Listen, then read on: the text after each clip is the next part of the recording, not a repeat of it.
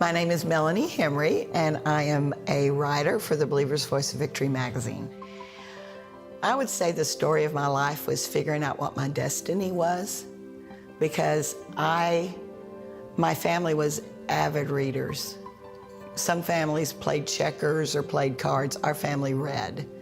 And we would take camping trips to Estes Park, Colorado in the summer, and every afternoon it would rain, and we would all run to the tent, and we had a bookcase full of books, and we would lay in the tent and read with the sound of the rain on the tent. And it just was so delightful to me. And I was in 7th grade when I heard a skating coach at the skating rink say, "I'm gonna go to college to be a writer." And I thought, somebody writes those books we love. So I decided right then I wanted to be a writer. Nobody in my family had gone to college. There was no money for that type of thing. So I thought, well, in high school, I can get a job and work half days and save enough money to go to college. I was very naive. And the only position they had open was as a nursing assistant in a hospital.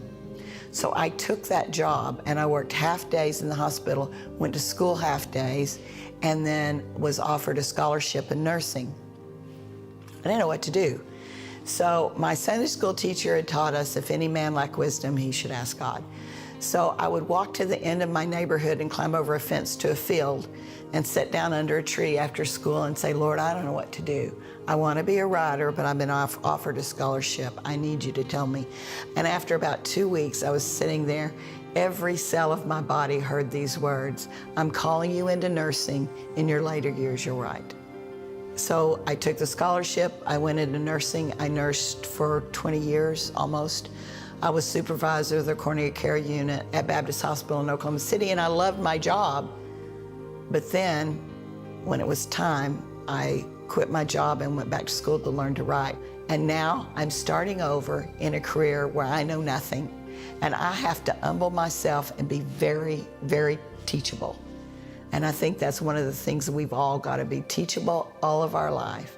And so I just, I went from making a really good salary to, I wonder if anyone's ever going to want to read what I write, So it was a process, but God had gifted me, and I had a tremendous work ethic. The first story I wrote for Guidepost, I still have 18 versions that I didn't send in my file, because I was determined to do it well, And so I started having success. I sold my first story in '86 to Guidepost, another one in '87. In '88, I won the National Guidepost Writing Contest. I was one of 5,000 entries.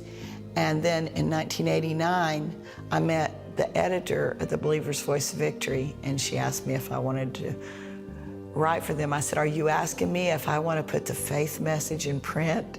That's my destiny. That's what I believe I was created to do." Even as a child, God was there directing my steps and leading me. And now as an adult, he was still opening those same doors. He was fulfilling things that I would have had no way to do. And so it's just been feeling complete. I don't think I could have ever fulfilled my destiny without Kenneth Copeland Ministries. I am so happy to be a part of this ministry.